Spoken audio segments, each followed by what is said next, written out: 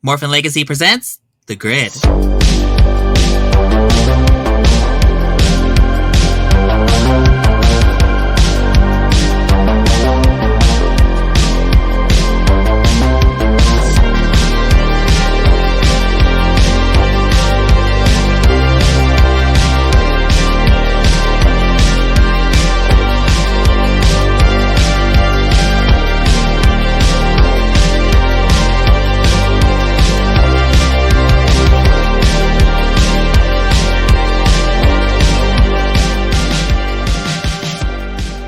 Howdy, Ranger Nation. This is Shadow22, Vice President of MorphinLegacy.com, welcoming to another grid ranking. It's been a while. I think our last one was actually on the anniversary, so that was in August, so shit. So today we will be ranking our top 5 best and worst finales. Joining me in this ranking is Austin. Hi. And Amber is working right now since we are recording this on a Wednesday instead of a Sunday, so she's going to sit this one out, but we send her love. Love you, boo. Mwah. So how this will work is each of us will take a turn and reveal our picks in descending order. Austin will go first, and then I'll go, and we will repeat until our picks are revealed. We'll talk about our top 5 picks first, and then we'll move on to our top 5 worst picks. So let's start with Austin's 5th best finale, which is... My 5th best finale is One More Energem from Power Rangers Dino Charge. Now, where was I? Oh, yes. First, I'm going to take the red energy. It's mine!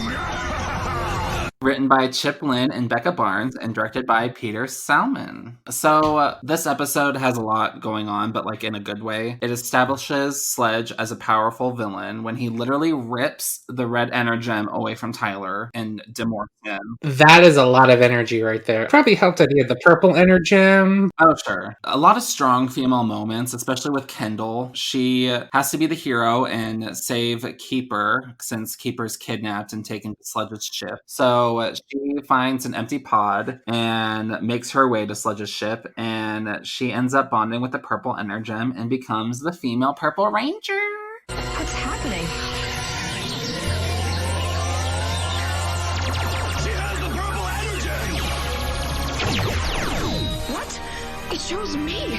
Yes, a wise choice indeed. Purple energem's like, you deserve this, boo. I'm gonna give this to you. I'm like, you really love to see it, and Kendall did deserve that, and she feels a lot like a co-mentor with Keeper. She's more tech support, but I agree. I just loved seeing her become a ranger, especially after all season waiting to see like what was going to happen for her. Like, she got her moment, and I love it for her. And you knew that was coming. I mean, once you saw those purple glasses, it's like, okay, we know you're going to be the Purple Ranger. When's it going to happen? TikTok, TikTok. That was a fun, like, little tease. It's like, oh, like, you guys don't know, really, but we're going to give her purple glasses. Ooh. But that also just goes to show it's like the writers definitely had a plan the whole time, and you honestly love to see that kind of writing. It also helps that Dino Charge was filmed when all of Kiraju's footage was available, because when Dino Thunder was filming, they thought that the Triassic Ranger was its own ranger, so they had plans of making Devin that ranger, but then they had to scrap those after they found out it was just a power-up for the red. That's definitely the advantage of them filming so far behind the Sentai at this point, because you know the whole story.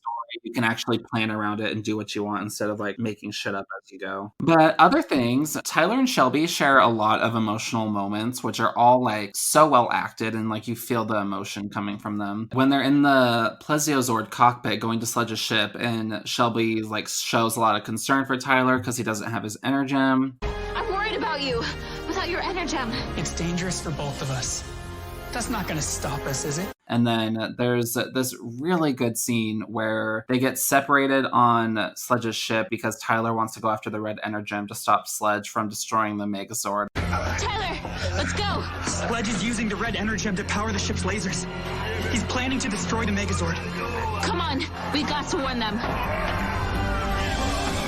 What are you doing? We need to go. I have to find the red energem. It's the only way to stop Sledge. I'll come with you. No, the others need the Plesiozord and all the Ranger strength we can find. But you can't do it alone. I don't want to do it alone, but I have to, and we both know it. Tyler! It's just so good. I like, oh god, mwah, mwah. I ship one heterosexual couple. Yeah, you say that about everyone, but okay. In this instance, though, it's very true. Shyler is very top tier shipping for me too. Oh yeah, I loved seeing Kendall pilot the Plesio Charge Megazord with Shelby, and Yayoi never did that in Kyoridger unless she was with Daigo, She needed one of the guys to co-pilot with her because she's a girl. which that's bullshit. Also fucking bullshit. 2 out of 10 Rangers, only 2 girls. Off topic slightly, but Q Ranger did the same thing. 2 female Rangers out of 12? A sixth of the team. That ratio is way off. If Kyuranger ever gets adapted, it better get at least 2 or 3 gender swapped, I swear to God. Dino Fury's the first gender swap since what? Wild Force? Yep, Wild Force. They can honestly do it. Other things, there's a great showdown with Tyler and Sledge in the control room. There's this really funny moment with like Sledge trying to press the Magna Beam button and it's not working, so he starts slamming his head on the button. I love Sledge so much. Like, that is honestly a great balance of like being a powerful, like not necessarily terrifying, but just like you can feel like presence is intimidating slightly, but also he's a goofball. It's very Lothor. Yeah, I love him so much. He's great. Tyler literally sacrifices himself and just yeets himself from the ship. My dad can only see me now. Like, yeah, if dad could see me now about to die. There's this really cool shot though. It's like a close-up on the Red Ranger helmet, and then in the visor you see Sledge's ship like crash and explode. That's a great shot. Yes, cinematography. We also get a really nice full circle moment at the end with Tyler, Shelby, and Riley riding off together in Tyler's Jeep, which happened in episode 2. So that was really cool. Where it begins, it's so it ends. Like, I love shit like that. And then, girl, we get a cliffhanger into season 2 with Snide being like, it's my turn now. This is after Samurai and Megaforce, which, I mean, Megaforce did kind of like foreshadow and like lead up to a cliffhanger for season 2, but Samurai didn't do anything. I mean, they foreshadowed Vrak being a prince. That's about it. All the foreshadowing we got for season 2. Oh, and the keys, I guess. Well, I mean, more so like lead up to the premiere. It's like the invasion starts and then it's a cliffhanger. I feel like if we're going to do this 2-season stuff, you need to actually treat the season 1 finale as like a finale. And we'll talk about that later, because there's a worst that does not do that. I do have some negative nuggets, though, as good as this episode is. There's this quote that Tyler says where he's like, As my dad used to say, it's all part of the adventure. that would be cool if James actually said whenever he decides to show up, but he never does. Yeah, it'd be nice if it didn't come from an asswipe that just abandons this kid for 10 years. Right. And then something else I thought was interesting was that the Rangers don't go and search for Sledge's ship. They don't check the wreckage and make sure that everyone's destroyed. They're just like, oh yeah, we defeated him. He's destroyed. He's gone. Yeah, we don't gotta worry. Like, okay, Mom, but that's all I have. Well, like you, my number 5 pick for best finale is One More Energem. It is the best Neo Saban era finale, and it's not even a contest. Compared to the 8 finales we got for Neo Saban, it is the best. And it's also a mid-season finale too, and it's league above the Dino Supercharge finale, that's for sure. Yeah, tragic. We'll get there. Like you said, Kendall's story arc comes full circle here. She goes from the tech girl that just stays in the lab all season to attempting to get the purple energem by snagging one of Sledge's transport pods and saving Keeper. And she's like, bitch, I'm gonna steal this hazmat suit and I'm gonna kick your ass, you spike balls. I have a stick, I guess, or something. I don't remember. But then the purple energem's like, I got you. I got you. And then we get our first purple female ranger, and it is glorious. I think out of all the bondings, this one's my favorite because I have a bias for Kendall. She's my favorite. Oh, like favorite Dino Charge Ranger? Yeah, she's my favorite Dino Charge Ranger, and it's my favorite bonding scene with an energem. This is also the only bonding moment that's kind of set in the present also. Most of them are like flashbacks that we see later. Well, Tyler and Shelby. And Riley, I guess. I'll agree that this is also my favorite bonding moment because this is like more powerful. The stakes are higher and she's not backing down and she's ready to fuck shit up. Tyler's a fucking badass this episode. Like, even when his powers are stolen, most Rangers would be like, oh, I don't have my powers anymore. What am I gonna do? Tyler's like, shit, I'll just grab Keeper Staff and kick your ass with it. He also slays the Vivix with his Dino Charge Morphin. How the hell do you still have that? It's a cool moment. I won't question it. Couldn't you still have the tech but not the powers? Unless they're directly linked to the Energem, I'm not sure. He still bonded with. He just doesn't have anymore. Right. And like you said, we have some great Shiler moments. Like in the end of the episode, they go on their little trip together, but it doesn't stick in Dino Supercharged since Shelby's off at like doing college classes in that premiere episode. Unfortunately. We also get a good mix of comedy this episode. The scenes where Poisandra's had it officially with him. But she's like, okay, you can only get one more. And he's like, I promise. And then she overhears him like trying to get all of them. She's like, what? You fucking liar! And then like at the end when their ship is falling out of the sky, she's like, You just have to have one more energem. You're a half-brain. After 65 million years, you're just figuring that out. We're going down!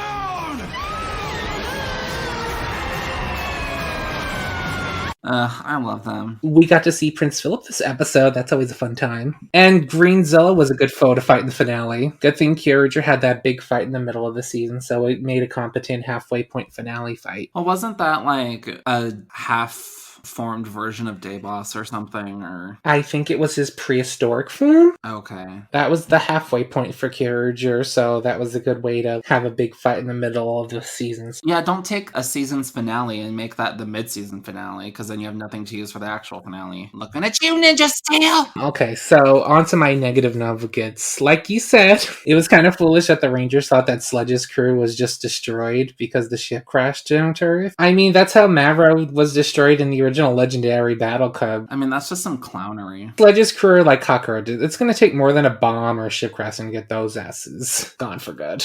Alrighty, so that's it for One More Ninja. What is your number 4, Austin? My number 4 is Fate of Lightspeed from Power Rangers Lightspeed Rescue. The time has come to take Mariner Bay!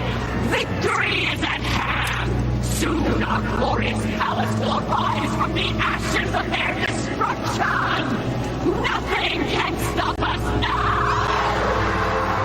Written by Jackie Marchand and Judd Lin, and directed by Ryuta Tasaki and Makoto Yokoyama. This finale is like, and again, like, till the day I die, this is the hill I'll die on, that Lightspeed is just underrated as a whole. Oh, 100%. Like, even when I watched it as a kid, I didn't really like it that much, but that's a season that you really need to grow up and mature a little to understand and get. I mean, I hate that I have to say this, but you need a little finer palate to appreciate Lightspeed Rescue. Honestly refreshing, too, to have one season just focused on its own continuity versus 10 years of stuff. I feel like maybe that was the reason why I didn't like it at first, because we got off 2 space seasons with a lot of continuity nods and references, and I'm like, what is this? Like, where's Alpha? Where's Bulk and Skull? Ugh. I'm someone who loves continuity also. Like, Beast Morphers, like, fed me. But, you know, sometimes you just need some, like, low-key vibes, which Lightspeed Rescue gives you, honestly, everything. It's a government-based season. The Rangers aren't hiding their powers. There's a lot to love here. The Rangers are all great. We get our first original American Ranger, the Titanium Ranger. The villains are fun. And, you know, the villains, like, they take it all the way. So let's talk about the villains in the finale. The Batlings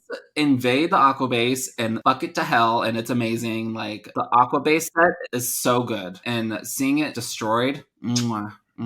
Those Judlin finales love base destruction. And like, I have other finales in my top that also have base destructions, obviously. I would say that I think this one is my favorite base destruction. You can honestly make a top 5 best and worst base destruction list because there's so many. Probably.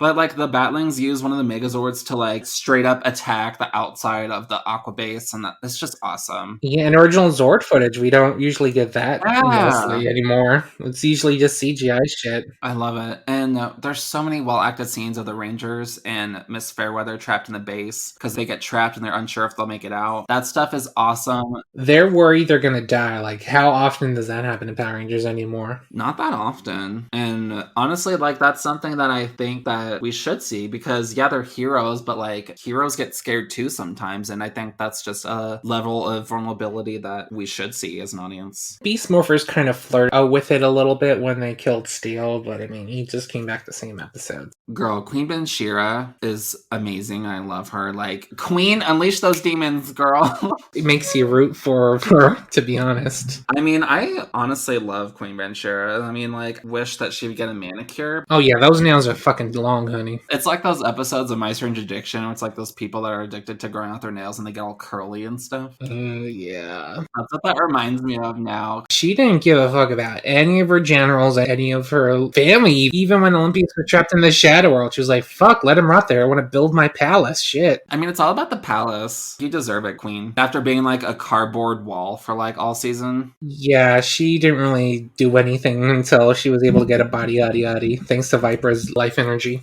Rip.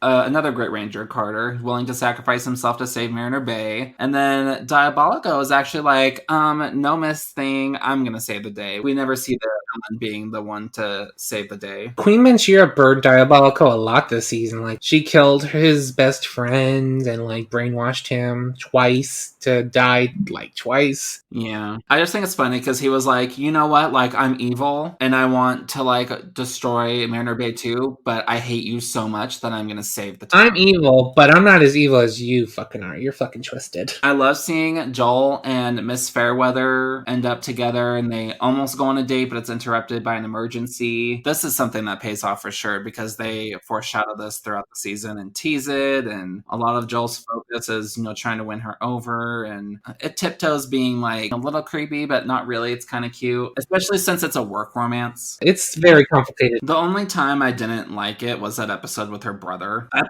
weird. That's the episode frames it as like, okay, we know this is her brother, but we're gonna make it look like they're dating. That's weird. We don't know the first time we watch it that's her brother, and the way she talked to him and about him, it's like, oh, they're a thing. But then we reveal that's her brother, and I'm like, who talks about their brother that way?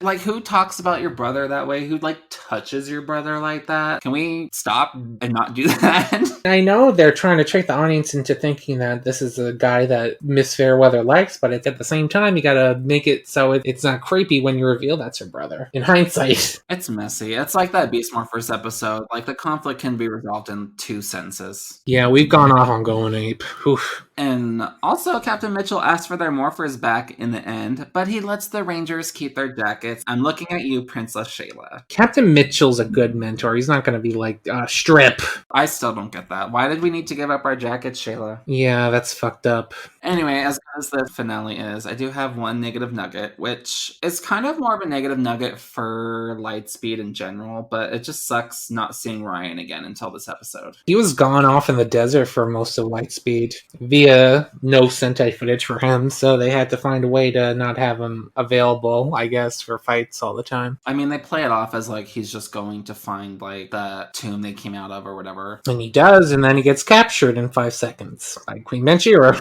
But yeah, those are my notes for Lightspeed. So my number 4 choice is from Power Rangers Beast Morphers Evox Unleashed. It's been a long time since I've taken out a civilization. Where to begin?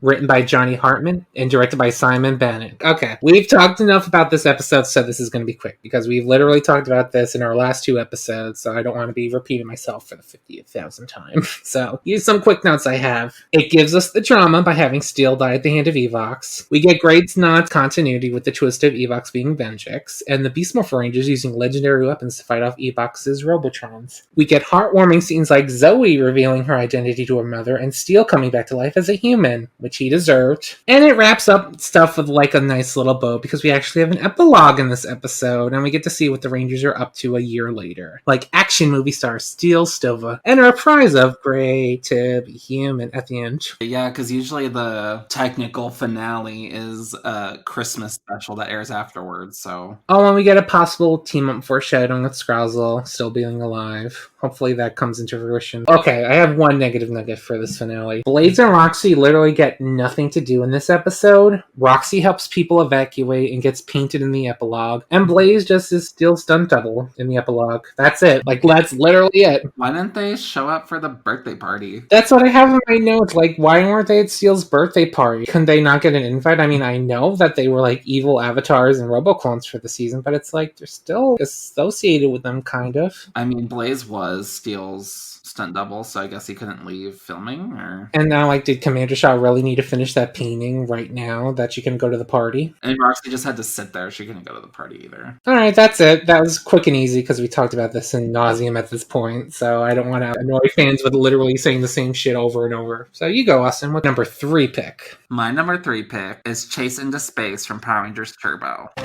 Ready to take over the world, boys? Huh? Yes, yes, yes. Suck it in, suck it in. Give me that. Ha ha! Viva la diva! Woo! Written and directed by Judd Lin, Miss Thing here. Yes, he did. Honestly, Judd did this, and first of all, this is such a good conclusion to Turbo. It's an amazing cliffhanger and setup for Power Rangers in Space. The villains actually win this time. Like, Divatox does not get any credit for this. Oh, she's a goofy space pirate. She's so goofy. Well, fuck that. She destroyed the turbo powers. Yeah, like, into a power chamber for good, mind you. Like, this isn't like some Alien Ranger shit where they blow up the command center and comes back the next episode. She destroyed it for good, and she beat the Turbo Rangers barely. And she gets no credit for this, and no, that's messed up. Oh no, she's a campy queen. Wah. But yeah, it was honestly like crazy to see the Rangers actually lose to the villains. When that never happens anymore. We have to like wrap things up in a bow. Like, even the mid-season finales, you can't really just have them like get defeated in the mid-season, because you kind of have to treat it like its own thing now, I guess, in the finales, where it's like you defeat the villain and he comes back on the premiere now for season 2. It was so much fun watching just Divatox and also Hilary Shepard just like get her life as the campy queen ready to destroy the Rangers. You really want to know when we attack? We attack.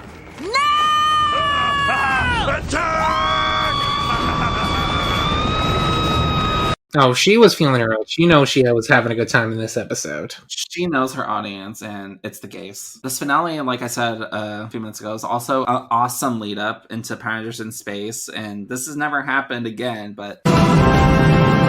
To be continued next season, Power Rangers in Space. Amazing. Honestly, when you're like a kid and seeing that show, like, in space? They're going into space? Holy shit! As much as I don't care for Justin, I do think like his goodbye moments with the Rangers were still very emotional. When TJ's like, we're missing somebody, and Justin has to speak in third person so he can protect everyone's identities still. Justin, we're missing someone. He can't go with you. There's reasons. Justin's not going with us? Reasons? What reasons? It's his dad. Justin wants to stay with his dad. Justin, tell him he has very good reasons, and that we'll miss him. He already knows. It is still very sad, and I like that moment. It's a good farewell. It's better than most of them in that era. This was a good exit for the character. Then he gets an episode in next season, so we get to see what he's up to after. And like it makes sense too, because we see like all those scenes with his dad in this two-parter, and you know, his dad has been kind of MIA all season, so Justin really wanted to have those moments and connect with his dad. It makes sense. I do have some negative nuggets though. So the assault on the power chamber comes from Rygog and Elgar just randomly stumbling across its location. Mama, previous villains have known this location of the command center and power chamber and have never done anything this crazy, so like, I don't know why it took this long. I don't know if those villains were just lazy. It's kind of weird that Divatox didn't know the location of the power chamber up until now, considering Rita and Zed and the Machine Empire knew the location of the base. Like, I don't know what's up with that. But I think those seasons established that it like had a shielding on it, so they weren't able to attack from like the sky or whatever. And then they see Demetria and Blue Centurion leave, so then they're like, oh. It's like Demetria's gone. I guess it's a good time to attack. Maybe Demetria not being there like lessens the shielding powers of the power chamber, maybe? Where did that queen even go? We never see her again. She's never mentioned again. She went to go help fight on Eltar, I think, and maybe she died? Ow. You're like a spirit in a tube. They needed to find some way to have the power chamber no longer be in the show at the same time, get rid of something that is connected to the power chamber, as in the person inside the tube. It was interesting, but that's my number 3. So my number 3 is from Power Rangers RPM, Dangers and Destiny. The city of Corinth now belongs to me. If you resist, you will be destroyed. No one can help you, not your guards, and soon, not even the Power Rangers. Written by Judd Lin and directed by Mike Smith. So this might get me a little shit, but I'm not really a fan of Bruce Kalish finales. Kalish finales are a little bit too heavy on fighting without substance. Like the SPD one where it's like the A Squad versus B Squad. A cool concept, but you get pew-pew explosions every 5 seconds, which kind of gives me a headache. Ray, you mean that in real life people don't trip and then there's an explosion? Yeah, I know, right? Like you don't do a backflip and an explosion jumps right behind you and replays in slow motion.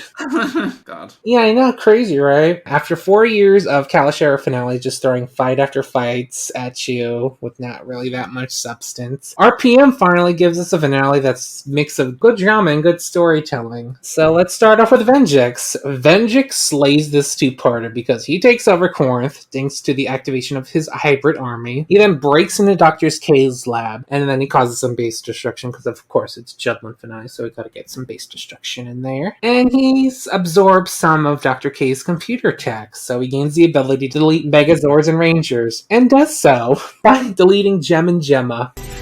We would have kept fighting. Oh no, it can't be. Never give up.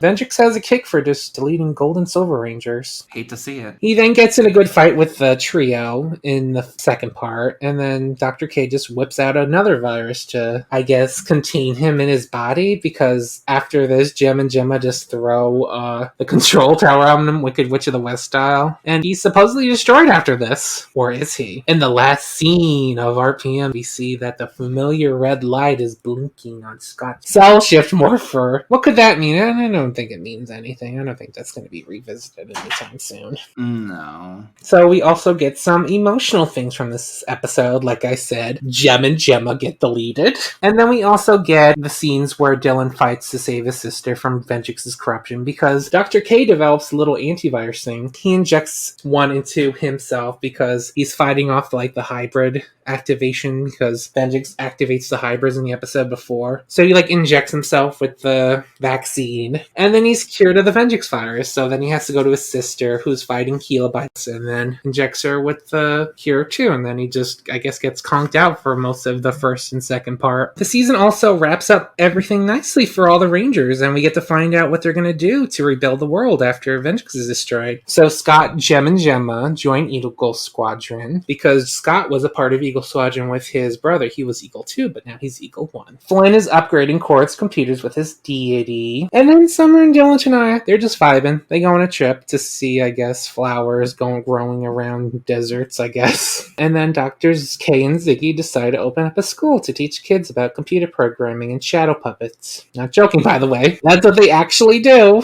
Also, like Captain Mitchell, her Rangers keep their jackets when she asks for their Morphers. Suck it, Shayla. Okay, well, this hurts me, but I do have a negative nugget for RPM. So Ziggy really doesn't do anything fight-wise in this episode until the very end. I mean, most of the Rangers are literally out there fighting Venjix, and Ziggy's just getting snacks for Dr. K, because Dr. K really needs those marshmallows, right? Alrighty, so that's my number 3. On to your number 2. My number 2 is Countdown to Destruction from Power Rangers in Space. The time has come to complete my master plan, Astronomer. Summon all of my evil forces. They must all unite to finally take over the universe. Let the battle begin!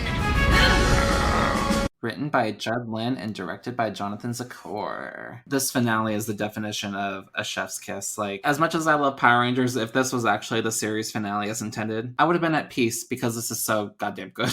It honestly wraps up everything in a nice little bow and just gives it to the fans like, you're welcome. This two-parter not only had to wrap up in space, but also had to conclude the entire Zordon era, and it does so. It does it for both. It wraps up in space, it wraps up 5 years of continuity. The writing, I mean, Judlin, beat us, mama. He knows how to write a finale, for the most part. There's just so many powerful moments, like with the civilians protecting the Ranger.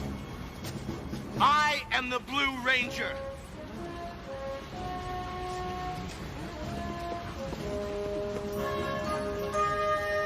I'm the Black Ranger. I am the Red Ranger. You can call me the Pink Ranger! Incredible. And I'm the Silver Ranger.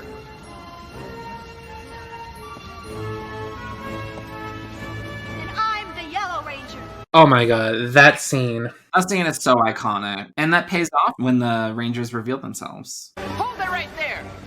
We are the Power Rangers.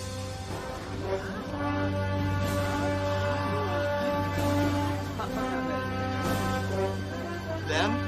It's really good. It's so good. Like, I love that they actually reveal themselves to everybody. There's a great showdown with Astronema and Andros, which is like the culmination of their whole arc of Astronema being his sister. Because, like, he doesn't want to hurt her, but he, like, kills her. And he's like, no! And then Zordon is like, bitch, kill me, please. End my suffering already.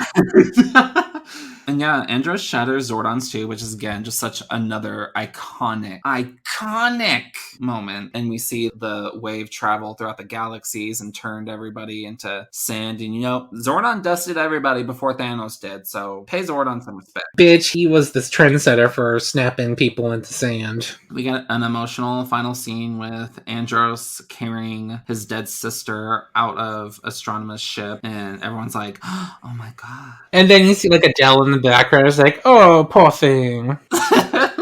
It's like, oh, she tried to kill us, but... I mean, I feel bad. I mean, she tried to kill us, but... Andros' tears bring her back to life and turn her into Karo. It's a recurring trend for Karovian tears. Just a person from KO35 just needs a crony and then you come back to life. Happens in Lost Galaxy, too. If I was from KO35, I would be able to revive everybody because I cry every day. This season ends with the Astro Mega ship heading back to Earth, and Zane puts his feet up on, like, a control board, and that is my sexuality, like, period. All you need is like him eating the cupcake, and I'm like, oh god, deceased. I don't know why it's so attractive, but it is. I don't know. Is it like some weird fetish? I'm not into feet, just putting that out there. No, me neither. I think it's just the leather boots is that what gets me, I guess. It just feels very like BDE, you know? It's the power thing, I think. It's the swagger.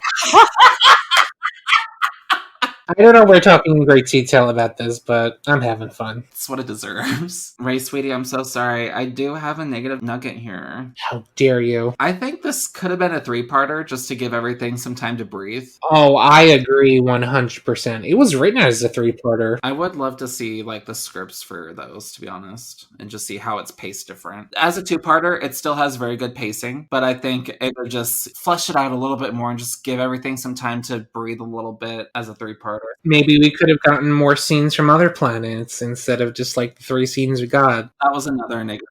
It would have been cool to see other past Rangers fighting villains on other planets, or even on Earth, too. Like, we only saw Gold Ranger, Blue Centurion, and Phantom, right? Mm-hmm. The only Rangers I feel like we could have seen were Justin and the Zeo Rangers, because the Mighty Morphin powers were gone by this point. I mean, that's fine. I mean, all you needed to do was have the suits just fighting things. You didn't really need to bring anybody back. We don't need to bring anyone back. It would have been cool to see the suits just fighting and helping, and, you know. And this is an assault on the universe. It would have been cool to see more of the good fighting back. I'm grateful for what we got, because I didn't think we were going to see the Alien Rangers again after Rangers of Two World. Yeah, I'm glad they used those suits at least. Although, were they even on, Aquitar? I think TJ mentions this in the episode. I think they were on, like, Gratha or something. Maybe it's in the same star system or something. That's my number 2 pick. Alrighty, so my number 2 pick is from Power Rangers Lost Galaxy, Journey's End.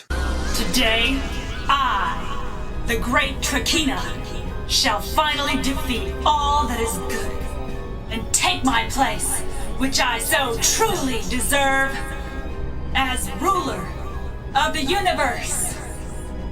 Let history unfold. Written by Judlin and directed by Ryu Tazaki.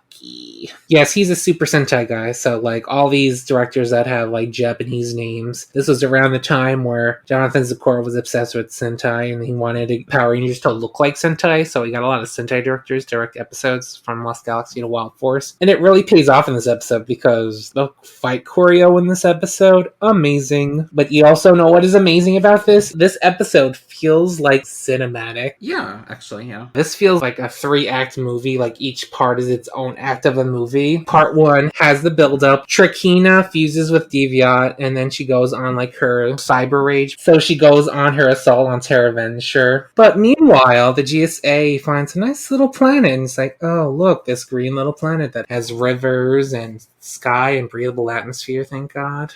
Fellow citizens of Terra Venture, this is Commander Stanton. 212 days ago, we set out from Earth with a dream. To find a new world. We didn't know exactly what lay in store for us. But we forged on bravely through thick and thin. We came together as a team, and we became a family, hoping that one day our determination would pay off. And now, we stand at the doorstep of our destiny. Look up and see our new home.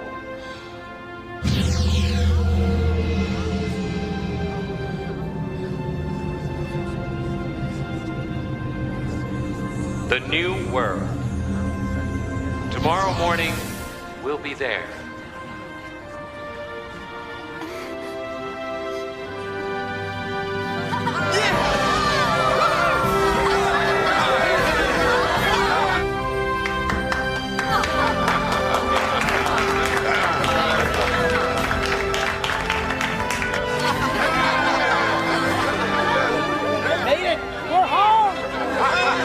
It's all peaceful, and then the Trakina comes here, and she's fucking destroying everything. Terra Venture's literally on, like, one engine, and she, like, blasts it. It gets hurled to the moon, and it's like, you think that's the worst it comes. She then leads her battalion of Stingwingers to come to assault the rest of Terra Venture with fucking suicide bombs. She literally sends suicide bomb Stingwingers, and that's fucking crazy. Yeah, that would never happen now. Like, the fact they were able to get away with that in 1999 is crazy enough, but they would never be able to get away with that now. Right. So part 2 is pretty much where you get your, like, rising action with all the insane fights and the demolition with the Stingwingers blowing up shit and people are evacuating. And that's not even the worst part, because even when they're evacuating Trakina's trying to blast them out the sky, then the Rangers have ultimately sacrificed the Mestral megaship to stop her, and I'm like, ugh. Why'd you have to do that? Like, that's Andros's car. You fucking destroyed it. Way to go. Hate to see it. And then part 3, you think everything's peaceful and nice. You think Trakina is gone because her Scorpion Singer crash landed on the moon. But it's not. She's like, bitch, I'm gonna fucking use this cocoon to turn into a giant green bug lady and use the dome of Terra Venture to kill you. Welcome back, Leo. Trakina? That's right, it's me, only bigger and badder. I was just on my way to smash you and all the pathetic people on the planet with your dear Terra Venture. So if they did a Lightning Collection Trakina, would you want Purple Katrina with her bug look, or would you want, like, Miss Green Thing monster Trakina? I want human Trakina. I don't want the bug Trakina. Do you want bug Trakina? I would want both, to be honest. Yeah, but we get, like, this epic fight with Trakina, and she's destroyed. And then we get the twist that they're on Mirinoi. Who would have thought they'd come back to this planet that was in the beginning of the season? But everything kind of, like, wraps up, and, like, one more Energem. Like, it goes full circle. Like, it ends where it begins. So they're back on Mirinoi. They return the Quasar Sabers to the stone, and they revive all the inhabitants. Even Kendrix comes back to life for no reason. Kendrix? I knew you'd make it here. Kendrix!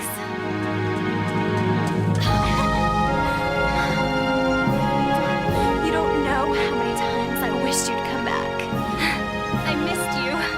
It was nice that Valley Vernon was able to come back one last time. I don't think that lessens the impact of her death, because that still exists. I think it's more like them completing their mission and, you know, returning the Quasar Saber's powers on Mirinoi, just kind of use that energy to bring her back or something. It isn't the last time the Morphin Grid brings somebody back to life. Right. I love Kendrix. I'm not mad. Yeah, she's a great Pink Ranger, even before she sacrificed herself, because I feel like a lot of people kind of tie Kendrix to her sacrifice. She was more than that. She was a great Pink Ranger before that even happened. Yeah, she was throwing cakes at people. That's pretty great. I love that episode of her doppelganger, who's an actress. Double duty. Yeah, that's a good episode. Journey's End tells a great story at kind of the expense of doing Ranger stuff, because you really don't have any, like, big character moments for any of the Rangers. But you do get some great stuff from the villains. Like I said earlier, Trakina is fused with Deviant, which kind of switches off any sympathy or humanity she had. Like, she literally becomes a pure evil creature. She fucking blasts Terra Avengers engines, strapping bombs to her stingwingers. Yeah, Trakina, when the season starts, she's kind of iffy. And then after her dad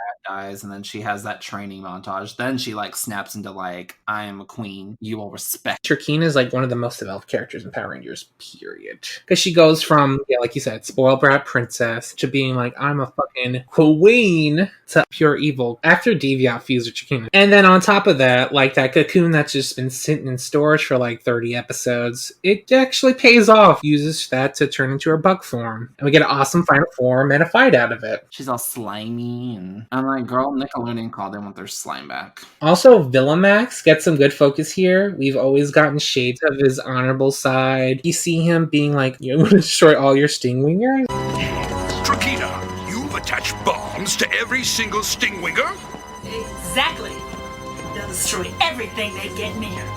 Like the Rangers and Terra Venture. Trakina, please. We can destroy the Rangers without destroying our own soldiers. Save it. I've got a date with destiny, and I won't be late. And then he kind of crosses the line with innocent people. Fire! No! I said fire! The Red Ranger destroyed your father. Those ships are filled with innocent people, little children. You dare to disobey me? Get out of my way. I'll do it myself. There is no honor in this. And then Trakina kills him. So one little negative nugget. Kegler, he just disappears for no reason after part 2. We see him in the same room as Trakina when the Scorpion Singer falls to the moon, but after that we never see him again. Was he destroyed? We don't know. That's very small potatoes. Like little baby potatoes. That's my one negative nugget. Alrighty, so that was my number 2 pick. So before we pick our number 1 choices, let's talk about some honorable mentions.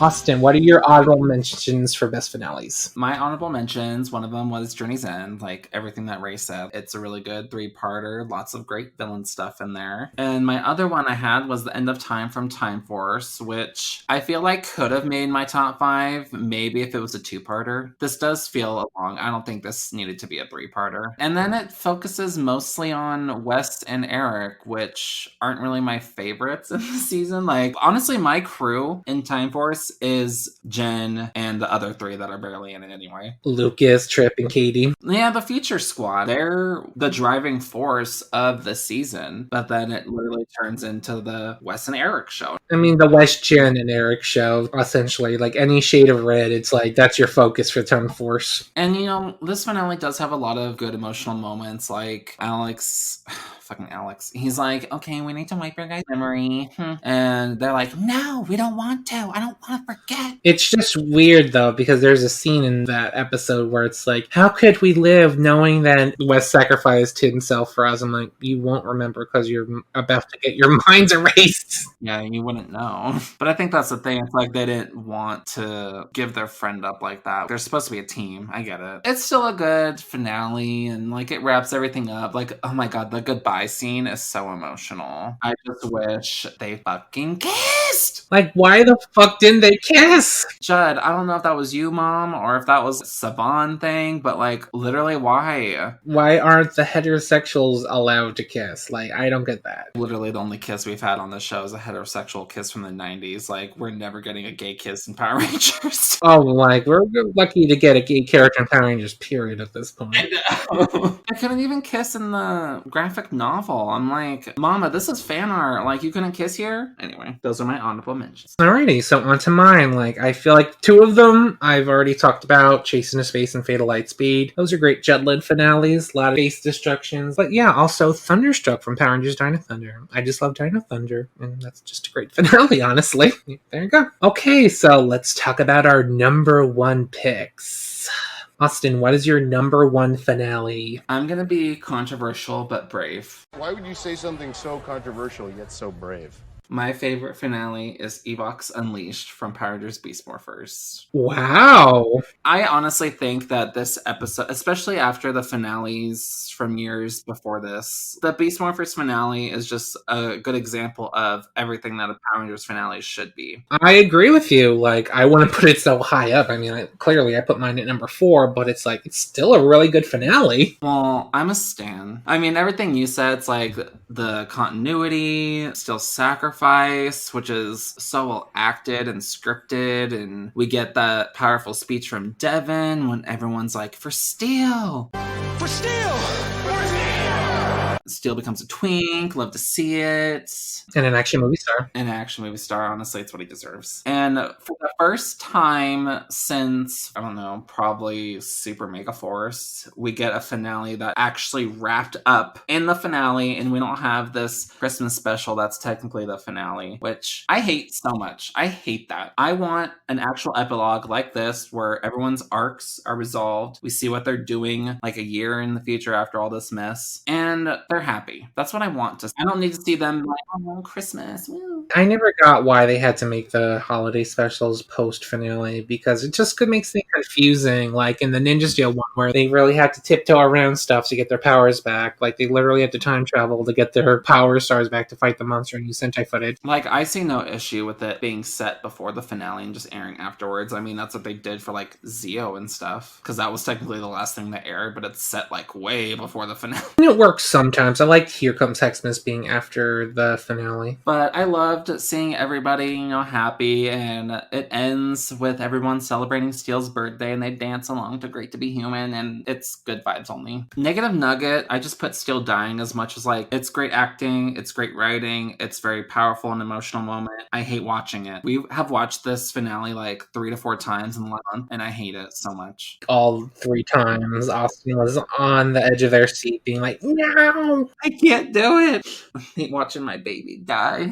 But we all know what your number one is, Mom. This might come to a shock to no one, but my number one pick is from Power Rangers in Space. Countdown to Destruction! No. So let's talk about the good. Countdown to Destruction feeds you. It fucking feeds you, giving us the Universal War, Astrana becoming the queen of fucking evil, some romantic moments, and one of the greatest moments from civilians in the show's history. But first, let's talk about the Universal War. So Dark Spectre begins his Universal Siege, where he gets the culmination of villains throughout the era, and it's honestly an Easter egg hunt with all the villains, monsters, and heroes spread out throughout it. Like, you see Rita and Zed attacking the Vika Galaxy, fighting Trey. You see the Machine Empire, General Havoc attacking Phantom Rangers and Blue Centurion on a planet. And then you see Divatox fighting the Inquisition Rangers. It's, I mean, I wish we saw more of it, but I'll take what I can get. Also, Queen of Evil Astronema, she slayed this whole finale. She's menacing, a good tactical leader. Rita and Zed are fucking afraid of her because they're like, Majesty, I've got Rita and Lord Zed on the horn for you. We don't need your plan. We have our own. Quiet! I make the strategy, and you will follow orders. Oh, yeah? Well, who, may I ask, put you in charge? Dark Spectre himself. Zing! Dark Spectre! Well, in that case, we just love your plan. Also, she's pretty much flexing the whole episode in front of Zordon because Zordon's tube is in the Dark Fortress the whole episode. So she's like, you have a front row seat to the end of your era. And the beginning of mine. From Lost Galaxy on, that is the Astronomer era. And like I said, she becomes the queen of evil after Dark Spectre is dead. And she almost blows up the fucking Earth if it wasn't for Darkonda using that missile on Dark Spectre. I guess it's a good thing Darkonda was a treacherous bitch, because if it wasn't for that, we'd all be dead. She kicks her brother's fucking ass. Astronomer's only defeated because Andros deflects her own attack right back at her. So honestly, if that didn't happen, Andros, I feel like, would have been killed by Astronomer. Also, the greatest moment with civilians. Every other season with a civilian moment like Boom or Ben and Betty, like Evox Unleashed comes close. Like you get all these citizens of Ancient Crows coming out saying that they're rangers, including Mom Jean's lady, an old man we've never seen before. Mom Jean's lady? Like she's wearing Mom Jeans. She's still fierce. Love her. Yeah, she's the Yellow Ranger. And like, even when the Space Rangers come out, say we're the Power Rangers and start to fight the foot soldiers, they're like, fuck that, we're gonna have some fun too and attack some foot soldiers. Who's with me, bitch? Amazing. So fucking good. And you also know what's fucking good? Zordon sacrificing himself. I mean, it's sad, but at the same time, it's very emotional. The wise mentor we've known since episode 1 performs a noble duty, sacrificing himself to destroy all the forces of evil in the universe, or so we thought. Because he missed a few. Or like a lot. Forgets like a few dozen. As much as I love this finale, I do have one negative nugget. The civilian scene would have been better if Miss Appleby and Mr. Kaplan were there instead of those the Moth Jeans and Old Man. That's like I'm a Silver Ranger. Alrighty, so those are our top 5 best picks. Now we'll take a quick commercial break and be back for our top 5 worst finales. Ooh, this is gonna be good.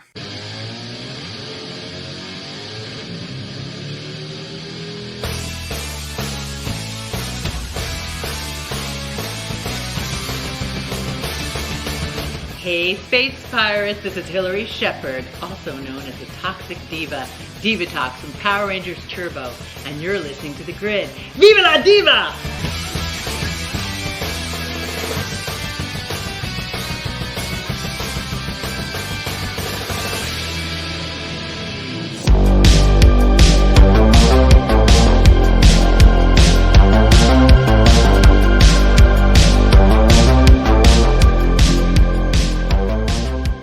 And we are back with our worst finales. My number 5 pick for worst finales is from Power Rangers Operation Overdrive, Crown and Punishment. The jewels have reverted to their original form. The Corona Aurora.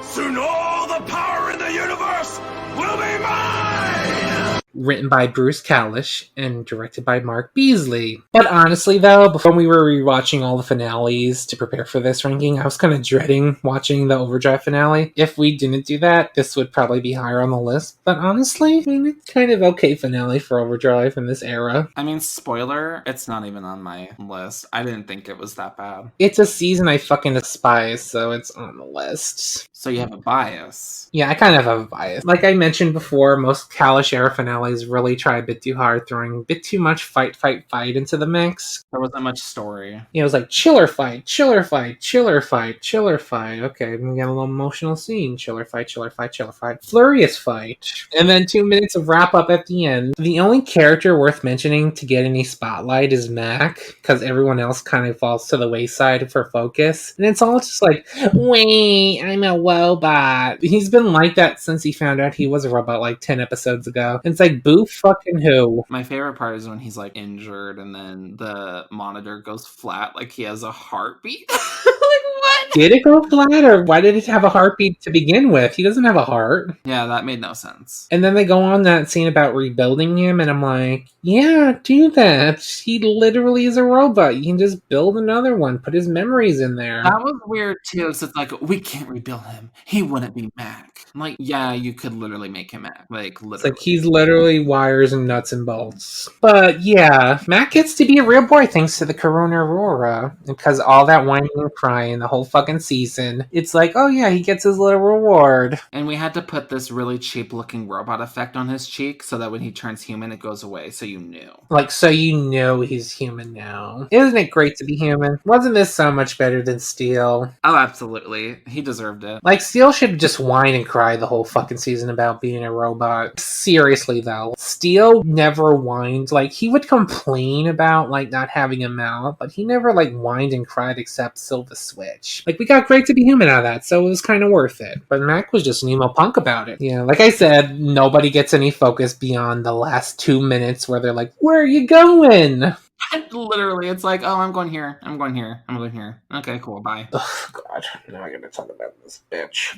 Flurious. Oh, God. Like, he's literally one of the worst final bosses in the show's history. He's literally the final boss because he's been sitting on his house the whole fucking season waiting to do something because he's letting everyone else do shit while he sits on his fucking ice throne in his little ice den with his ice bitch Norg. Did I say ice enough? I don't think I did. Yeah, like, literally things fall into his lap. Like, he gets Camdor's Sapphire and the crown because Meltar just shows up with Vela, Tyzon's fiance. And then, of course, Norg has to get fucking redeemed because why not? So he can deliver Tyzon's fiance in like the last 30 seconds of the episode.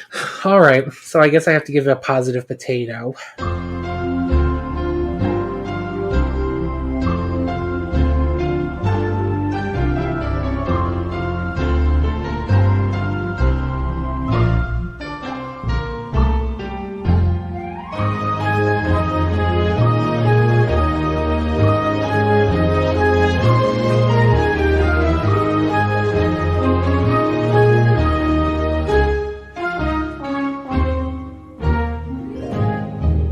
Okay, got one. I like that they used the final form of the main baddie from Bokenger to be Flarious's final form. Kind of mixed in well. It was like whitish kind of character, so I guess it kind of makes it look icy, so that works, I guess. Not like he deserved it, but I guess it was cool. Alright, so that's my number 5 pick. What is your number 5 pick, Austin? So my number 5 pick is Ultimate Duel from Power Rangers Samurai. Well fought, Red Ranger.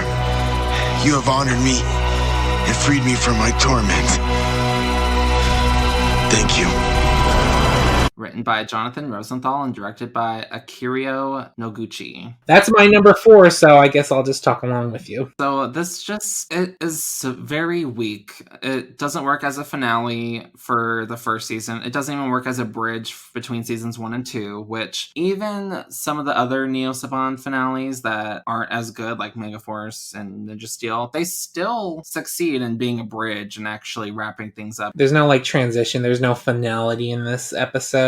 There's no stakes whatsoever. The entire episode is just the fight between Jaden and Decker, and there's no gravitas behind it. There's no deep connection between the two. And it's like, maybe if you did something differently with him, no, just Decker just chooses him because he's the Red Ranger. I hate to give Miss Thing any credit, but Amit's pitch for Decker was really good. And Decker would be like Jaden's rival from his childhood. He grew up to be evil. That would have been good. There's some emotional depth to that. I like that pitch, and I also came up with like another idea where maybe he's Jaden's childhood friend that makes like a deal with the Nylok to become stronger because he always felt like he was in Jaden's shadow. And then like Amit's pitch where he's like half Nylok and each of X to their side in the premiere. What if he made a deal with that Nylok monster that we see with that baseball kid? That could have been cool. Or that too, or maybe just Serrator. Serrator is the one that turns him into Decker in the past, but then it's like, oh, Decker is the main baddie in season 1, so he's like the main general that the Rangers fight, and then the finale is what they use to end the season on, like, oh, we defeated the main baddie, and then you learn Decker got his powers from Serrator, and then Serrator's in the last scene, you see him in the shadows, and then the premiere of Super Samurai is him coming back, and then he's the villain in season 2. It would have been cool if Serrator was actually just the main villain the whole time, but we saw Decker thinking he's the main villain in season 1, but Serrator is actually there the whole time, actually pulling all the strings. That would have been interesting. That too, that would have been good. I really like Serrator. I feel like they could have fleshed out his character and made it more menacing a little bit. But honestly, this finale is just an example of where completely 100% translating the Sentai does not work, Mom. This doesn't work. It's just ancient swordsman has no memory and all he wants to do is feed his Uramasa and with a duel, and it's like, it's boring. There's no motivation. It makes no sense for Jaden having to fight Decker alone from the Ranger side. Yeah, there's literally no reason why he's like, I gotta fight Decker. Like, do you respect him or anything? Like, why do you care that he wants a duel? Why do you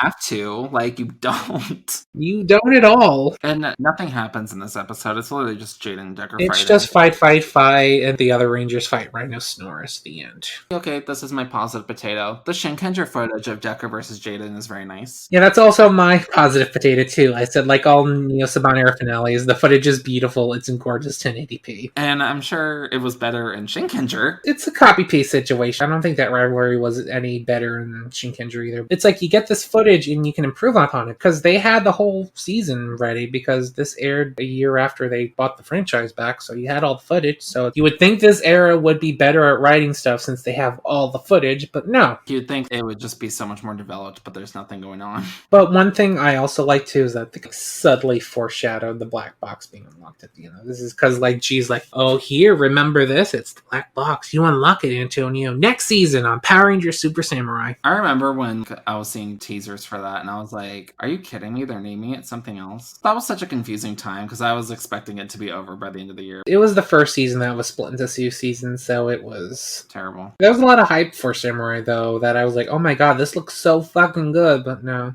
Yeah, that's my number 5. Alright, well, that's not my number 4, so what is your number 4 worst finale, Austin? My number 4 is End of Extinction from Power Rangers Dino Supercharge. Those eggs that I planted all around the Earth do more than just hatch Greenzillas. As we speak, they're forming anchors in the ground.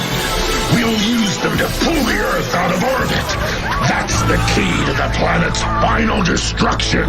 Written by Glenn Becca Barnes and Alwyn Dale, and directed by Britta Hawkins. And I am a huge Dino Charge stan. We can't go an episode without mentioning Dino Charge on this podcast. And this is the Dino Charge stan podcast first, always. And this episode is Garbage Mom, which is so disappointing. I feel so bad for saying this too, because it's not on my list, because I couldn't... Yeah, it's really bad. And which is so weird. This episode, we're coming off of a good season 1 finale, but this is a total opposite of that, where this is just a hot mess. Let me go through all my notes, because I just wrote a shit ton while we were watching the episode. We watched all these finales to prepare for this. So Sludge's final plan, it's still foreshadowed in previous episodes, like when he comes back and he's like, this is what I've been up to and why you haven't seen me. But why does he want to do this? Because he like has these Greenzillas all around the world and then like straps the entire planet somehow to his ship and starts to pull it away. What is happening? Why? I think he wanted to sell it to Common 5. Get it? He's a bounty hunter, so he wants to sell it to make some money. Yeah, let me just pull this entire planet out of orbit with my little baby ship. Okay. This is also the first time the Rangers fail at a catastrophic level because the entire planet is destroyed and sucked up into a black hole. Somehow this black hole is linked to the main dimension because Sludge's crew goes through the black hole, but they make it through and they're spit out into Super Ninja Steel for some reason. The original intention for that was to have a team up with Dino Charge, but that ended up just being the Christmas special because they just made Dimensions in Danger instead. I would have preferred a Dino Charge team up than Dimensions, but that's me. Yeah, that's me too. Or just make Sludge the villain for Dimensions instead of whoever the fuck Lord Draven is. Or season 2! Go on this forever. That's potential. We know why this episode is in my bottom. Time travel? Sis! No! God! Why are we doing this, Dino Charge? You were so good, and then you turn around and give me time travel. If you want to know one thing about Austin, they do not like time travel at all. Which is ironic, because their favorite season is Time Force. Oh, I'm king of irony. Okay, so apparently time travel is the ultimate power of the Energems, something that's never really foreshadowed at. It's hinted at in the premiere, never mentioned again. So at this point, 2 years later, feels like it's coming out of nowhere, and it's awful. When the 10 Energems are joined, they break the chains that divide the past, present, and future.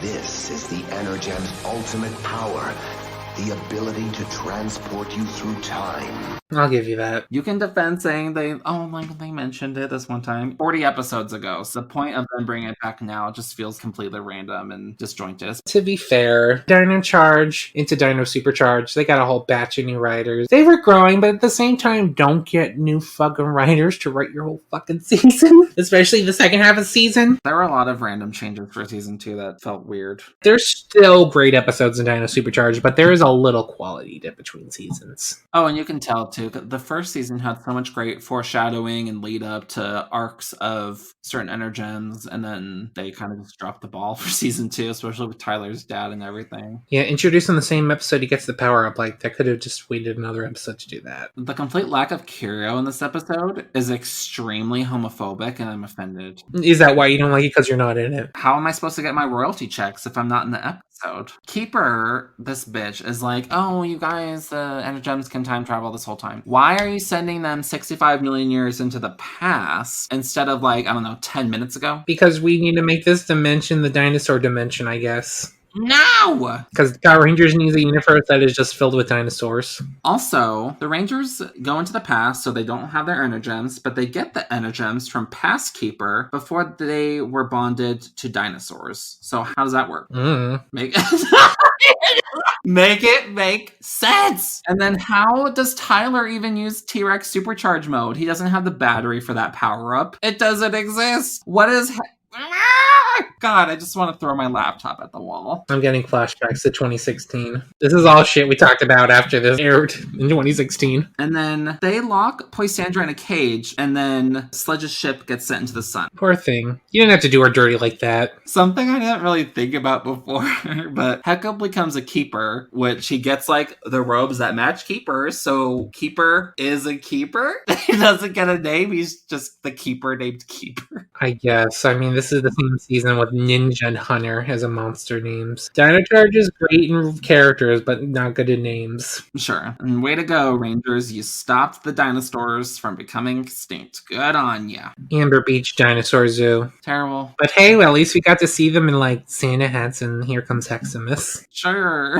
Tossed potatoes. It was nice to see recurring characters throughout the season make an appearance here. Like, they'll hold up mirrors, like we see Kaylee. We get to see Ivan's gay-ass grandson. Oh, Zach. And Mr. Watkins. I would have liked to see Moana here. Oh, I would have loved that. She lives in Amber Beach. Come on. Oh, God. I mean, I would have liked to see Moana beyond one episode also, but in the past where Sledge is like, time to show you something you've never seen before! Let me guess. Magna Beam? Magna! Hey, how did you know? That's still pretty funny. My last positive potato, I don't care for Ivan and Coda returning to their times, just because, again, time travel. But I do like that they established they can come back for team up. Yeah, I mean, they do many times. I like that it's established. Because I hate when Rangers split up and they never see each other again. That's sad. So I just want them all to live together in, like, a house or whatever. Kendall's basement. But, yeah, they deserved better. So on to my number 3 choice, which I feel like we're going to start syncing up soon. My number 3 choice is from Power Rangers Super Ninja Steel, Reaching the Nexus. For 1,000 years, this has been my goal. To raise an army and control the legendary powers of the Nexus Prism. I'll be mightier than all the Rangers combined. The universe will be mine! Written by Chip Lynn, Becca Barnes, and Ella Dale, and directed by Rick Pellizzeri. Yeah, this is also my number 3. So let's just talk about it together. Madame Odious, her plan this whole fucking season, from day one, the whole reason she wanted the Ninja Nexus Prism and Ninja Steel was to hypnotize an army of human beings when she already has a fucking army of robots and warrior contestants. Fucking really? This was your plan for thousands of years. You literally have basher bots, Queen. Why do you need a human army? And also, this is something that, okay, like, this is a terrible final plan, but it also isn't foreshadowed or even mentioned until the episode before this one. It's like her final plan isn't mentioned until this episode, but the episode before is the one where we actually kind of get the plans coming to fruition. But at the same time, it's like, okay, with Beast Morphers, we knew from day one what Evox wanted. From day one, we knew what Sledge wanted. We know nothing about Odie. It's nice to have a villain shrouded in mystery, but you gotta also foreshadow things, put out little seeds here and there, but we never got that from Odious. We just got, oh, by the way, this whole time I wanted an army of humans. Why? Why?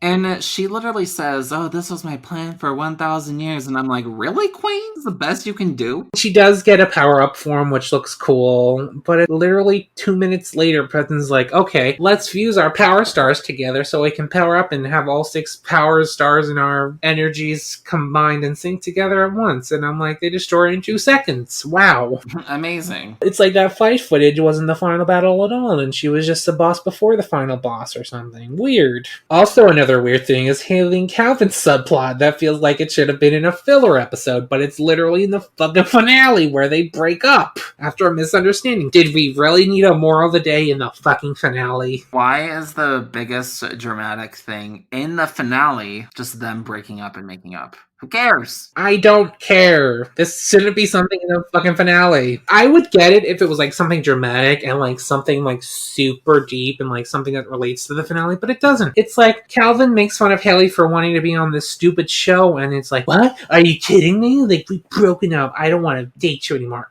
Really? This is what we're doing for the penultimate episode of the season? Ugh. Why did they film a kiss between them but then cut it? Why? I hate that. What is with this show and against kisses? It's on the same channel where Nickelodeon shows have had kisses before. Why? It's heterosexual kisses. They also attempt drama with Ninja Daddy being mind controlled, Earth's greatest ninja, mind you, but this lasts 5 seconds. Literally. Like, he fights for 2 seconds and then he's like, oh, okay, we broke the spell. Yay! Also, maybe if he was in the season more, it'd feel more dramatic, but he's in like 2 episodes this season. Like, who gives a fuck?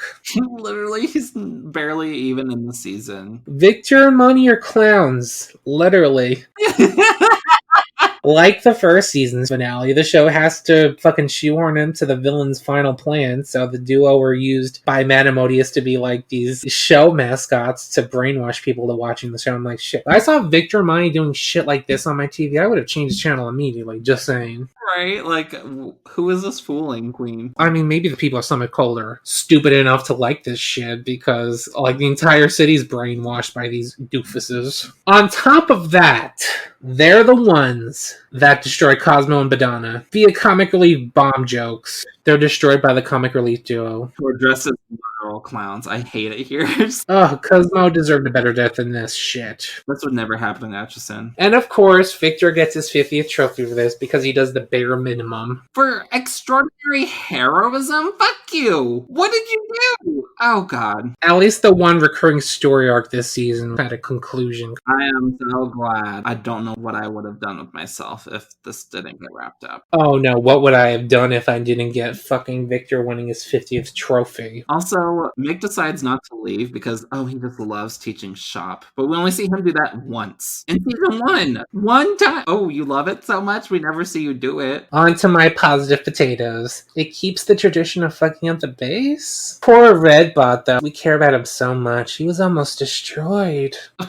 One random note I wrote down was, there's something Redbot says to Haley and Sarah because they infiltrate the Galaxy Warrior ship. He's like, oh, be careful because they have sensors that can detect morphing. How do you know that? He worked on the ship before. They weren't rangers when they were on this ship. That, like, did they even have an idea of what morphing was? And also, Nico and Zoe's acting was pretty good in that scene where they were like fighting each other when Calvin was morphed, even though they don't kiss. I don't know. Calvin's acting was kind of bland in that, but that's also the writing. So, I mean, my only positive potato was the previously on recap where the narrator is like, Haley and Calvin were fighting. So what then?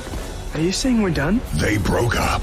Fine then. Soon, Haley regretted it. Amazing, 10 out of 10. Okay, so that was both our number 3 choices for worst finales. On to number 2. So, my choice for number 2 is from Power Rangers Mystic Force, Mystic Fate. There is no purpose for your species. Once I eat your magic, you will become a part of the dust that I will walk upon. That will be your one and only purpose. Same. Written by Jackie Marchand and directed by Mark Beasley. So yeah, we synced up again.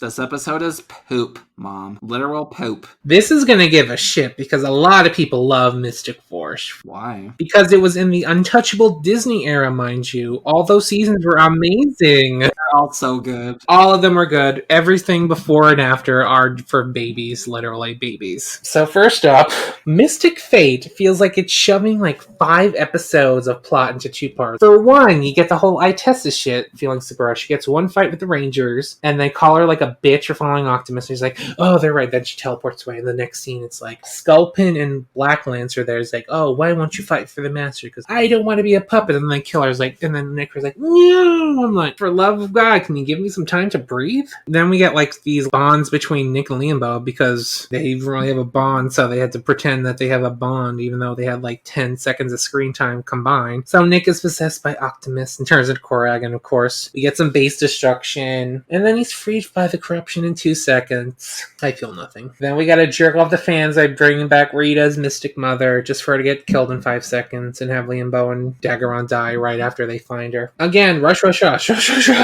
Good lord. Then Udon is kidnapped again, and we see some boring-ass fights, because it's like fight.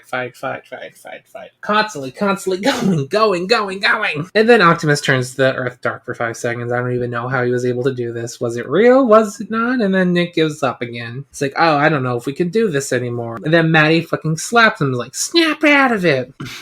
And then they somehow get back to the real world, but they lose their magic. But it's a good thing, because Claire comes back, and she's a full sorceress. And then Itesis comes back for some reason, because Necrolite brings her back, because I guess she was nice to her once. Please stop immediately. And then she kills Sculpin and Optimus, because I guess she's powerful enough to do that now, even though Sculpin killed her in the first part. And then Necrolite turns human for some reason, because she's nice now. She actually cares about her daughter now, even though she was like, I don't give a fuck about you like 2 episodes ago. She cares now. And then she brings back Liambo and Daggeron back to life, because she's nice, I guess, and now she's a lady. But Optimus comes back. They get their magic back thanks to the friggin' people of the forest, and the people Briarwood actually give a fuck now. They aren't afraid of each other. And then they kill Optimus by binge eating. Like, they literally feed him magic until he blows up. And all that, mind you, is in 2 episodes. There's a lot going on. Alright, do you have anything to say? One thing you didn't say, Vita hated pink in the premiere, although she had a pink stripe of hair when she said that. Her entire hair is dyed pink in the finale, so growth, I guess. Because we can't have a character actually grow beyond hair dye. All the Rangers this season, honestly, they're kind of shafted for Nick focus. There's a reason why people call this season Miss Nick Force, because none of the Rangers get that much focus, to be honest. Power Rangers Mystic Force. And for some reason, the side characters get a lot of focus too, because Lily and Phineas are a thing, because I guess people really wanted those two to get together. Toby and Necroli are also a thing. Why? Also, Nick and Maddie have to be together, because that was a thing in the premiere, so I guess we gotta revisit it in the finale. Speaking of that, a lot of the things in this finale are only present in the premiere, like the fact that people of Briarwood and the people of Forest are afraid of each other. Literally something only in the premiere and the finale. That is it. The way this fails as a finale, but also just kind of as a season in general, every character is pretty much the same at the end of this as they were at the start. Xander's still pompous, egotistical, like he doesn't change at all. He's even rewarded for his ego, and he's like, oh, I'm a manager now, I guess. Way to go, you're making $1 extra an hour. Whoopee! So let's give this a positive potato. I guess it was pretty cool that Mystic Mother was Rita, but for some reason they didn't ask Barbara Goodson to come back, so she sounds nothing like Rita, and it's awful. Your Highness, you must flee! Nonsense! Mystic Mother does not flee! But apparently, the production team thought it was so good because they brought her back to do ADR Rita in Making Bad. Again, did they even ask Barbara Goodson? Because Barbara said about Mystic Fate that she would have come back to voice Mystic Mother if she was asked. So did Hasbro or whoever, the production team behind Beast Morphers, not reach out to her either? Because all around, she's on Cameo. I mean, hello. For some reason, they didn't ask anyone from that show to come back to do ADR that didn't live in New Zealand. I don't know if it was something to do with rights or something, but it's like, why? You got any positive potatoes? Just that. Okay. So before we reach our number 1 picks, let's talk about our honorable mentions for worst finales.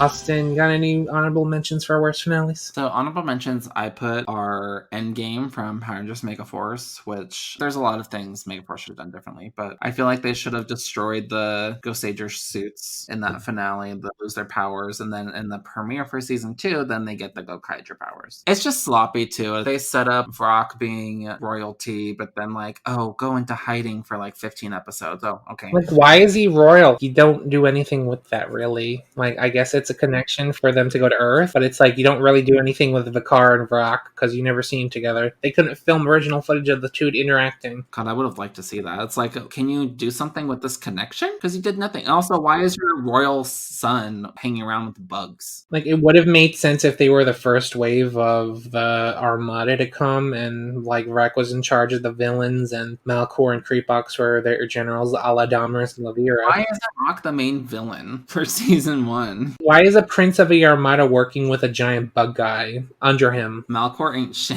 Endgame's on my honorable mention too list for the same reason. They should have done it Chase into Space and used this to destroy their powers, but they needed the powers, and Wreck is back for season 2, so I guess they got to keep them around for 16 episodes. Oh, can't film original footage. Ugh, too hard. And then my other honorable mention is Galvanax Rises from Ninja Steel. Same. There's some stuff to like in this. I like that they actually did the 3 Red Ranger thing, and Mick was a Red Ranger. Victor and Monty in this episode make me want to actually kill myself, because the way they escape from the Galaxy Warrior ship is by farting. And they use that as a hook for the season 2 premiere. Oh yeah, really good hook there. Like, oh, I'm on the edge of my seat. I wonder what's going to happen with our farts in season 2. I think it's just weaker in the sense here because this is the finale of Ninja that you're using for a mid-season finale, which left them with nothing for the Super Ninja Steel finale. So that's why the fight with Madamonius felt like it lasted 10 seconds. So sloppy, like there's no substance going on. Okay, so on to number 1 picks, which probably won't surprise any of you, and I'm sure Austin's is the same. It is from Power Rangers Super Megaforce, Legendary Battle, the TV version. People of Earth, hear me!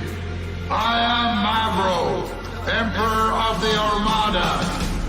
We control this entire galaxy. Only you and your Power Rangers dare to resist us. But it's over! We've won! Your Power Rangers have been destroyed! And you are all next! You have one last night to savor your despair! You will regret defying us! Tomorrow at dawn, we are coming back to finish you!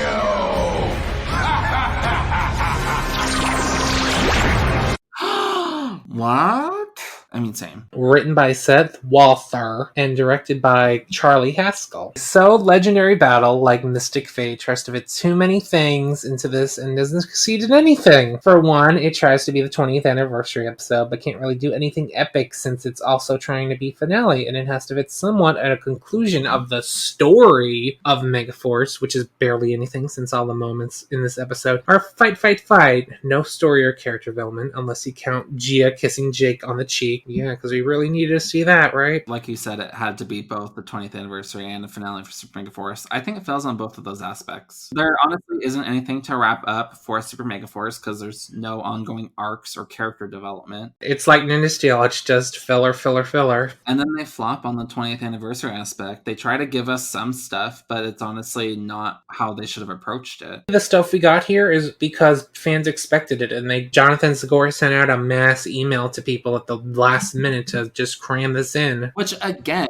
were we not supposed to expect this? This episode had so much hype before, like, they even wrote it or filmed it. Like, the second they bought it, it's like, hey, Power Rangers 20th anniversary special logo. You really didn't plan anything out besides Casey and Jaden coming back for an episode? They hype up the battle footage in the teaser announcement for Megaforce from PMC. You aren't going to do anything with this? They barely filmed any original footage either besides the Megaforce Rangers finding and saying how awesome they are. Why are all these legendary Rangers coming back to just fight an army of foot soldiers? Like, the main baddie's already defeated. Who cares? Why did you bring them back? It's also trying to be a team-up episode, but you gotta use the Gokaiger finale footage, so we barely get anything from the returning Rangers, except, again, scenes of them staring to the distance. What would have been cool is like if they use the legendary battle footage of them fighting the foot soldiers to get to the main baddie, and then the legendary rangers have to help the Super Megaforce Rangers defeat whatever his name was. Mavra. Sure. They did original footage for them fighting the foot soldiers. Why are they using the Ghost Sager suits, Mom? Like, are you kidding me? I'd be fine with them using the Ghost Sager suits. Like, why don't you film original footage of the Rangers you brought back fighting some foot soldiers too? For real. They were literally brought back save cats or save things in elevators, or Tommy just jumping on a car where like some random Kiwi kid is just dangling off the side of a road. Someone help me, please! Someone please! And the weird thing is that they got Mike and Emily back and they literally don't even have scenes of them helping people unmorph. They just stand around and pose. The extended version actually has shots of all the legendary rangers holding up their helmets before pulling back down on their head. That's not even in here, so we don't even get close-ups of them. They're literally just in the background in this. Why are they here? Why did you bring them to New Zealand if you're not doing anything with them? If I was either of them, I would have been pissed. Oh, I would have been pissed too. Shit. Like, I go all the way to friggin' New Zealand, you don't gotta do anything with me? Not even give me a line? They don't even have any lines even in the extended version. Like, oh my god. When I heard there was an extended version, I'm like, okay, good, we're gonna get some good fight scenes. It's like, no, it's just extra things of them putting their helmets up, and then like, if we needed 10 more seconds of Tommy talking to that kid on the roof of that car, right? I really needed that. There's no payoff for Troy having dreams of this fight either. Like, why the fuck was he having them in the first place? I don't even know. Like, to build hype for this battle that last 2 minutes. It goes nowhere. There's no wrap up for the Rangers. I think we already covered that because, like, there's no development. We literally have them fighting foot soldiers with the Legendary Rangers. They disappear in, like, golden blobs of energy. And then they just say, yay, we won! Jake kisses Jake on the cheek, and then they just walk away doing nothing. And, like, what now? There's no epilogue or anything. It's like, is Orion going to go back to Andrasia? There's nothing on Andrasia. Why did he even leave to begin with? That's a good question. Like, even Cameron J-Bell wonders why the fuck he was leaving. We still have our baddie.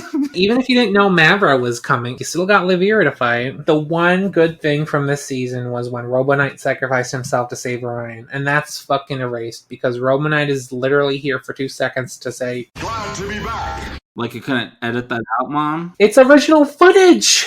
Are you serious? Yeah, that was original footage. They filmed that intentionally. And I get it because Troy's Dreams of the Legendary Battle had Robo Knight in it, so it's like they kind of had to have Robo Knight in it. But did you not remember that you had Robo Knight in the dreams? Why did you sacrifice him and Vraga's back just to bring him back if he was in the footage for Legendary Battle? And why did the Legendary Rangers teleport away from Earth? Like, where the fuck are you guys going? They used footage of them from 199 Heroes, of them giving up their powers, and the powers going into the space, and that's how the Gokaiger find the Ranger Keys. Because they actually give up their powers, and they become Ranger Keys. So that's how the Gokaiger is able to use the Ranger powers, because they're turned into keys. So Gosei having the keys, but the Rangers still having their powers, it's like, how the fuck does that make sense? This episode just feels like a Dollar Tree version of Countdown to Destruction, because they create a lot of scenes from that episode, but they leave out all the emotional impact, so I don't give a shit. It's like they have those scenes where they're like huddled around a fire at night, and like, okay, I feel nothing. And they have siblings, so I'm like, where the fuck is Mr. Burley and Ernie? Like, where are they? We never see them again after they like huddle inside the school and Ernie's brain freeze in the episode before. Like, we get no wrap up of them either. Like, wow, they must have been so important characters that we never see them again. Hey, remember when you tweeted, oh, thank God I never have to talk about Super Megaforce ever again? What, 6 years ago?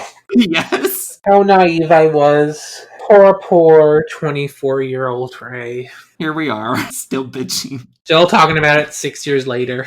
I do have a few, like, positive potatoes, though, still. The extended edition improves upon stuff. I mean, the Gokaiger footage is good. I mean, it's stuff we've seen already, and it's heavily edited down from the source material, because they use that shot of the powers going into space from 199 Heroes. Oh, y'all couldn't, like, use the rest of that fight footage from 199 Heroes? I haven't watched that movie in forever, but I feel like that fight was, like, a good 15 to 20 minutes or something. It was longer, that's for sure. I liked the scenes of the Legendary Rangers saving civilians. That was cool. Yeah, that was nice. Big Slay. Nice names. And I really loved the helmet effect over their faces. And the scene later on where they, like, just get the helmets and they put them back on or, like, raise them to the sky. That was cool. And the astronomer head nod, too. I like that. I mean, it makes no sense, but it's cool. The astronomer head is, like, slightly off-center, but it's, like, half a second, so you don't really notice. It's the closest thing to being a continuity knot in the whole fucking season. And I really loved seeing Troy and Orion use the in-space powers and galaxy gliders. That was fun. And the extended edition does have a final fight against Mavro instead of the TV version just having him die with the Armada mothership blowing. Like, imagine if that was just the only version of Legendary Battle. The final villain, the leader of the Armada, was destroyed by a fucking ship blowing up. How underwhelming. Alrighty, so that is the end of our finale rankings, best and worst. So what did you think of our rankings? Did our top 5 best and worst finales match yours? Tweet us at The Grid PR to tell us your best and worst finales. We'll see you next week for a brand new episode of The Grid, but until then, everyone say bye, and by everyone, I mean Austin.